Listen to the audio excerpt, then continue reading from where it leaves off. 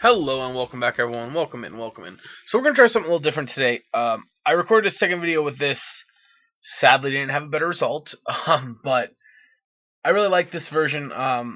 Stubborn Niles again kind of felt awful, but you know that is what it is. Overall, I like the deck. Anyway, we're trying something different, and I want to try it with a deck I really enjoyed. What I'm going to do is I've already played the matches. I played them while I was just messing around, just doing some other work, watching some videos. Just doing it for fun. Since I was doing that, though, I decided I would try pre-recorded matches with commentary. I've seen, if any of you watch Grim Flair, some of his content is matches that are the gameplay is pre-recorded, but he just does commentary over them. So I want to try that. I think it'll be a shorter video.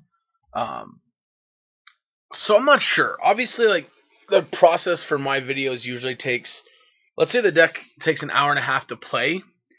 Usually the process is about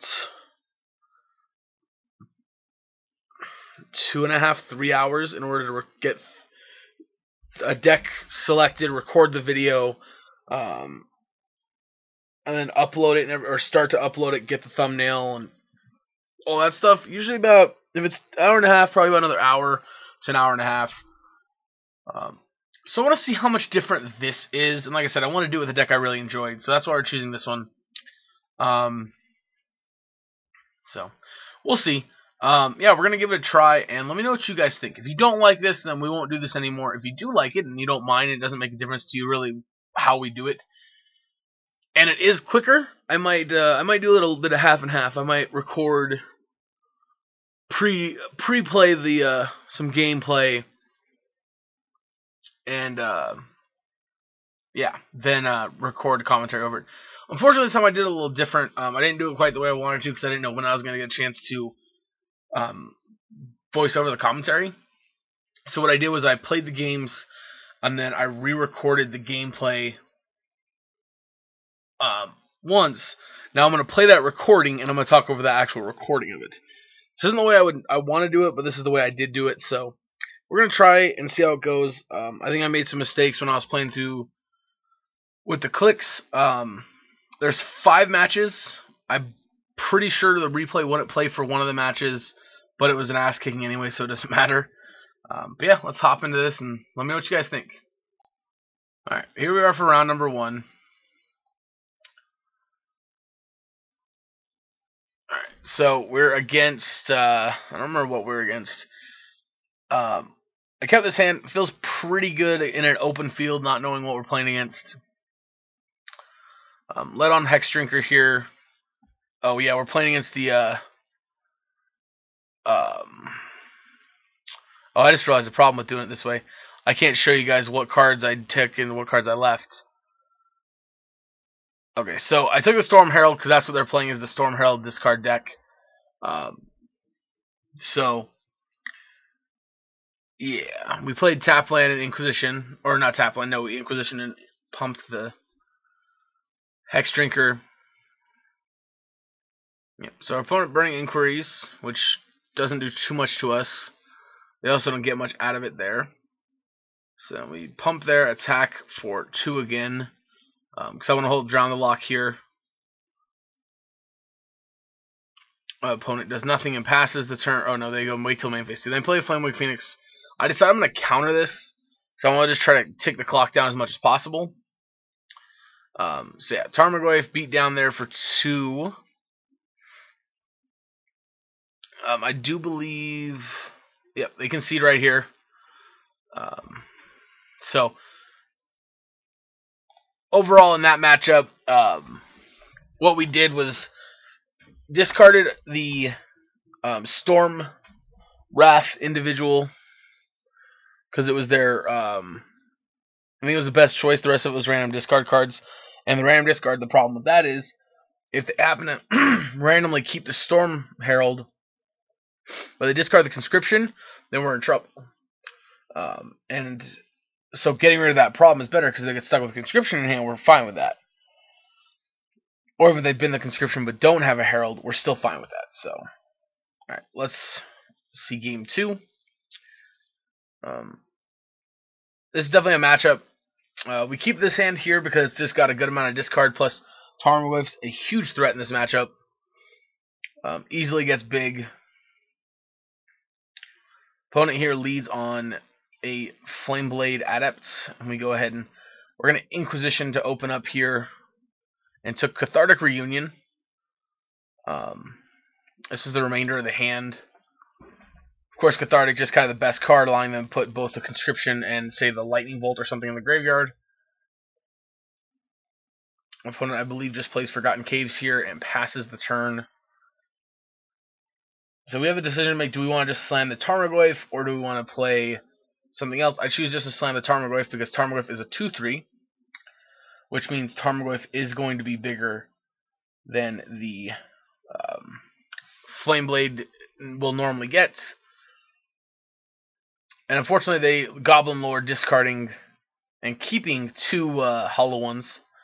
But our Goyf is a 3/5 that we then discard the Lightning Bolt to make our Tarmogoyf big enough, and then we play a second Tarmogoyf, meaning that on the board we're pretty even at this point. They can't really attack into us. We could start attacking to them, but their clock is going to get to us quicker. Yeah. Plus now it looks like they're locked in hand with Eldrazi's Conscription, which this time they discard Conscription and Storm Herald. But they make our Goyfs a 6/7 in doing so, because Eldrazi Conscription, remember, is tribal enchantment. At this point, we play take the Blood Moon from their hand, and that pretty much seals the deal with the Scavenging Ooze. They don't really have much of a way to come back from here, and I believe this is about where they concede after this draw step. Yep, it is. So, yeah. Tarmogoyf, of course, way, way bigger than their stuff here. Able to block and kill the Hollow Ones, as well as, if we want to, double block the Flameblade Adepts. Yeah, so, again, Blood Moon was going to be a bad one for us, but we were able to get it with the Inquisition in time. Plus, we already had the Tarmogoyfs on the board, which meant there was a good chance we were far enough ahead we were going to win the game. So, alright, on to the next one. So, round number 2, I believe this was. And we are on the play here. I think this is the one where we had a really rough time with mulligans. Yeah, we mulligan. We keep this hand, I believe. Yep. And I decided to lead on the Creeping Tar Pit so I could go Inquisition and Hexdrinker or Inquisition Thought Scour next turn. They go Blood Crypt. So we play Inquisition, taking the Cathartic Reunion because they're Dredge, and that's the only card in their hand that we really want to take. We don't want to put a Dredger in the bin for them. We also don't want to put the Prized Amalgam for eventually getting a Dredger. This also means we have the Thought Scour ourselves from this point on, but that's not the end of the world. We draw a Thought Scour. I scour myself. We hit a Verdant Catacombs.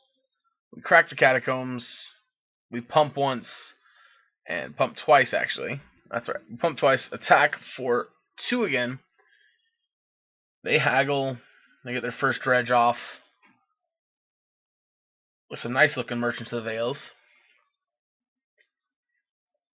Yep. Then they go ahead and play the Merchant of the Vale here. If I remember correctly, we actually lose this match. Yep. So here I make the decision I want to Thought Scour, trying to draw that land so we could Uro. We go and fetch, and I make the decision to grab an island, because an island still helps us to cast the Uro on the turnaround, as well as saving our life total as much as possible. Unfortunately, not cracking this and pumping it meant we couldn't attack or block. So we do get Scavengers. We do eat the Ox immediately. We left up Thought Scour, and I don't really remember why I left a Thought Scour. But yeah, not having a removal spell for the Merchant is a huge deal. Clearly, they're able to basically haggle every single turn. Giving them a huge amount of advantage here. Yeah, they conflagrate, killing our scavenging ooze and shooting us in the face. To which we are now at 8, which means we are in pretty big trouble next turn because they have a bunch of blood gas in the graveyard. We scour end of turn, hitting a Chira's Tracker.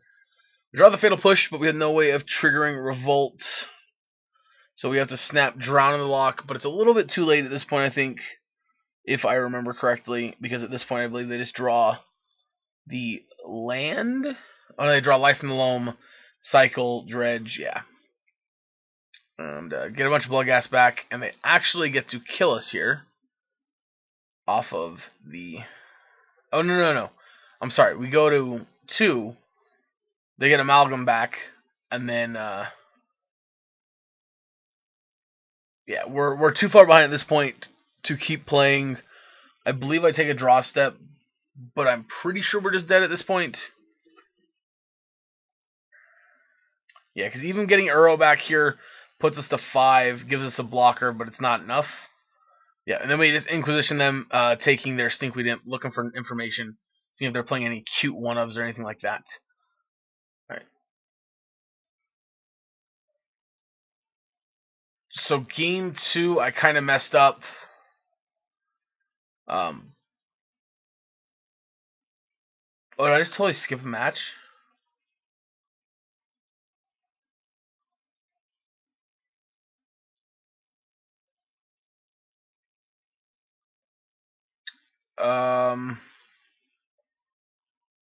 No. Did I? No, okay, this is the same game. Alright. Yeah, so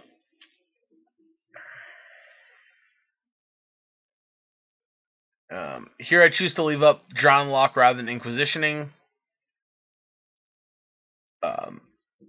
Just in case they have Cathartic Reunion or anything like that. Because yes, we could take it, but if they have multiples, or if they have like a Haggle instead or something like that, I'd rather be able to catch the first one and then Inquisition to try to get a second one here. So we draw the Uro, the Inquisition, we take the Merchant of the Veil, leaving a Thoughtseize. They, of course, are going to untap and they Dredge and then Thoughtseize us. Yep, they don't really get anything off of that. Then we slam a Tarmogoyf here. A big 5/6 body puts a really short clock on them. I, for some reason, accidentally hit the Uro to escape. I think something was wrong with this recording here, or with this playback. But anyway, what happens from here is we play the Tarmogoyf, because I screwed up clicking that for some reason. And they end up, I believe... Okay, yeah. Alright. So, yeah, the recording got messed up, but anyway, what happens here is we play the Tarmogoyf against them. We draw, next turn draw our land, play Uro. We pick up our next card, and eventually we end up playing Scavenging Ooze and are able to start eating away their dredgers. But yeah. So, on to our third match, I believe. Yes, our third match. So I keep this hand here. It's a discard spell, Tarmogoyf, Fatal Push, everything we kind of want. That last one, that last match of Dredge, we never hit our third land, I believe, is what happened, and we lost. So yeah, we dropped 0-2 there, I believe, because this is Dredge again, and I believe this is the one we actually win. But yeah, we dropped that one. Of course, here we take the Narcomoeba because we don't want to put any of the others in the graveyard for them. Hoping they have 2 bad dredges.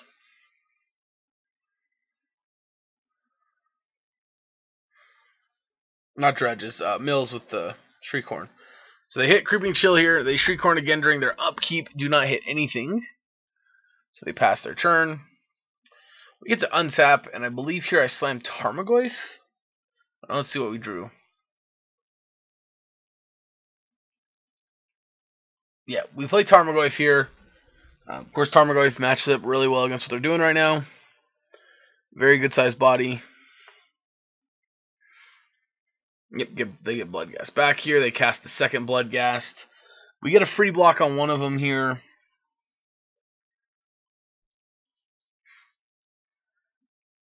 Untap, we draw Hex Drinker here, so we go ahead and play Hex Drinker. We get and pump it once, holding up Fatal Push. We don't attack with a 3-4 because I want to have my blockers back and our life total is very low, so if they do start drawing stuff like, say, Cathartic Reunion or something like that, I'd really like to not be set back and out. Yep, they retrieve 2 Bloodghasts here, which is kind of a problem. I decide that we're going to go ahead and trade our Hex Drinker off for one of them, push another, and kill the other. Or push one, and the block, of course, kills one of them. We then draw Thought Scour. I decide to Thought Scour myself. We draw another trophy here. But unfortunately, we are at 7, and then we know they have another land to get Bloodghast back. Which they life from the loam. Play the land to get Bloodghast back. They then fetch, and I believe they dredge, and then they Ox.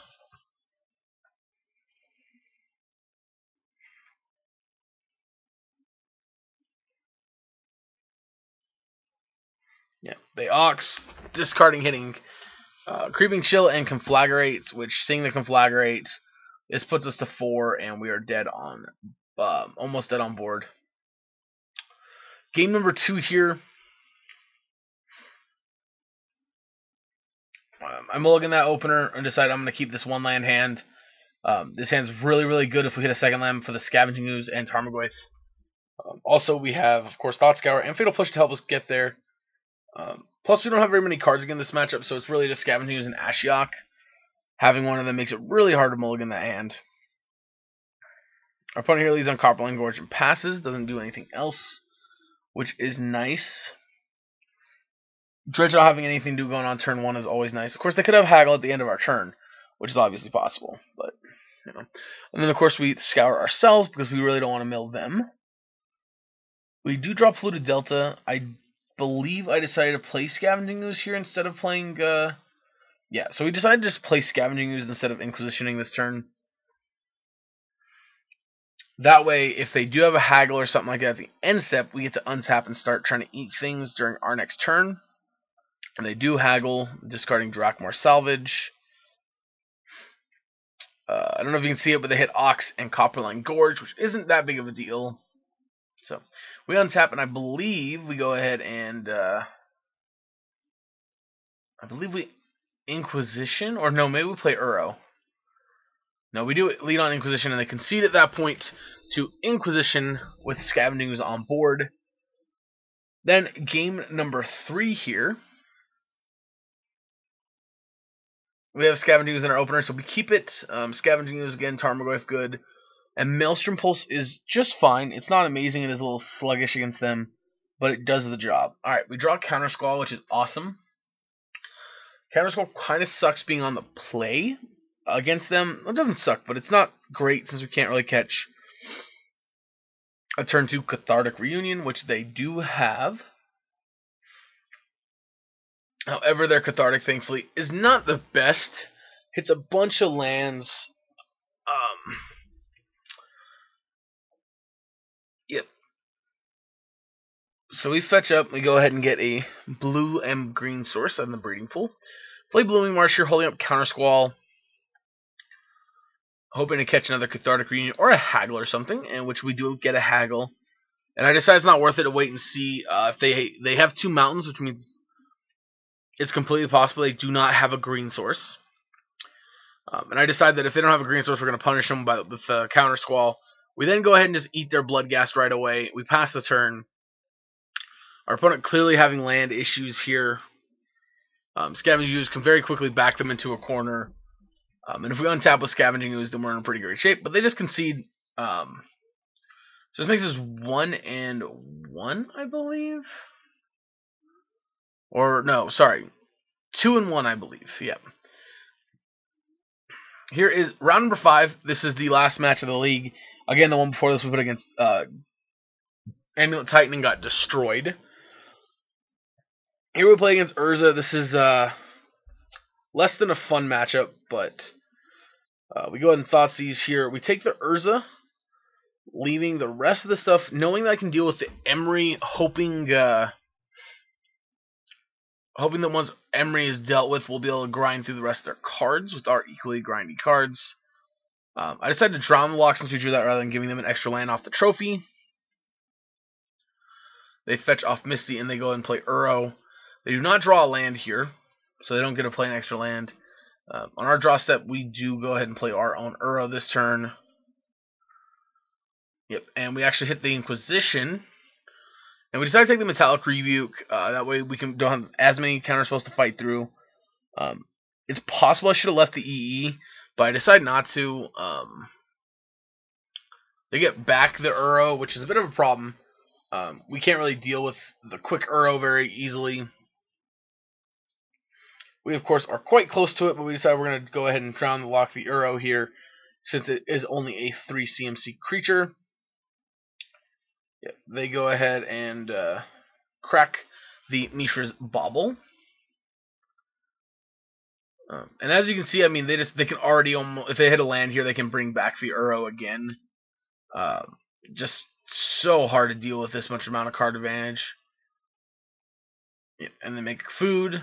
Then they play another Emery, which again, Emery is a big problem because it can keep recycling the Baubles. It can keep recycling Astrolabes. It does too much stuff for us to just leave it on the battlefield this whole time. I attack trying to hope for a trade here. They're obviously not going to take it. We have to. I feel pressured into trophying it right away. They have a Galvanic Blast to kill our Snapcaster Mage, which is whatever. They Uro. And they do have a land this time, which does mean they have Cryptic Command Man up now. So I lead on the Scavenging Ooze because they're going to Cryptic it. I would rather them do that and us not be able to do anything with our Assassin's Trophy. So they have this EE, which we know they're probably going to use now to kill our Scavenging Ooze. They attack for 6. In hindsight, I probably should have just trophied it before the attack step, but I didn't really feel like doing that. I was hoping to get a little bit more information or see what exactly they were going to do. Like, at the time, I wasn't sure if they were going to EE just to get rid of Scavenging Ooze. They, of course, did, which makes sense because they drew another Emery, and obviously, we're just going to sit here and fight the Emery at this point. We attempt to bring back Uro, forcing them to Cryptic Command, but they missed the Sanctuary back. Another Cryptic Command, so at that point, I just decide, this is pretty much done with. We should just move on to the next match, or next game, rather.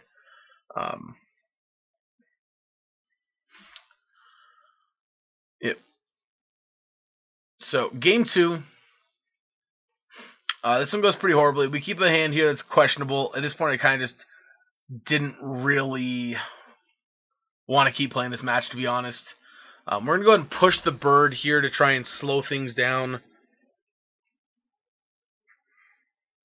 And here came an actual really big problem here in just a second. Yeah. I got a little bit greedy here with my fetching. I decided to play the Uro instead of the Thoughtseize, which was a mistake because I was not thinking about. I wasn't thinking about Blood Moon, but sure enough, our opponent, as you'll see in just a second, had the Blood Moon. Yep, they fetch to go get a Steam Mints here. They shock it in, and they slam Blood Moon, which of course is the end of the game because we can't do anything about it because we have no colored mana. So, yeah, overall, I do like the deck. I played it terribly. We beat. Which was the other match we beat? Yeah, we beat the. Did we beat both Dredge? I know we went 2 and 3. I don't remember what the other matches we won were. I think we might have beat both Dredge matchups. I don't remember. I thought we lost the Dredge matchups. Hold on a second. Alright, so yeah, we won match 1 against the Mono Red deck. We lost match 2 to Dredge. Won match 3 against Dredge. Lost match 4 to Titan. And lost match 5 to Urza. More specifically, we lost match 5 to Blood Moon. And me not thinking to play around it. Yeah, I don't know. Again, I hate Urza. I think that card is maybe it's not the biggest mistake of 2019, but it is certainly third, if not possibly second. I know everyone hates Oko and thinks that Oko was a colossal mistake, and it was. I also think that Hogak was a huge colossal mistake. That is, honestly, I think Hogak was worse than Oko. Because if you're dumb enough to think that free spells is not too good for modern, then you got a problem. I mean, look at most of the other free spells are banned. You can come on, and even Mox Opal's now banned, but of course at the time it wasn't. But yeah. So anyway, yeah. So I know this one's a little bit rough and choppy. Again, I wasn't really familiar with the speed and didn't think too much through it. So if I do this again, I would try it with actual recording, the actual matches, not just recording the playback. Either way, I definitely made some mistakes. I feel like that we can learn from them, though. I'm going to post it still, even though now after going through it, realizing it's really choppy and just not clean. But, you know, I don't know. I think you guys might like it. If you guys are interested in seeing more of this style, let me know, and I'll try doing it better next time. Again, I'm just not super familiar with doing it this way, so I wasn't quite sure how to do it. Thank you guys for your patience. I really appreciate all of you. And yeah, I hope you guys enjoyed, and I'll catch you guys in the next video.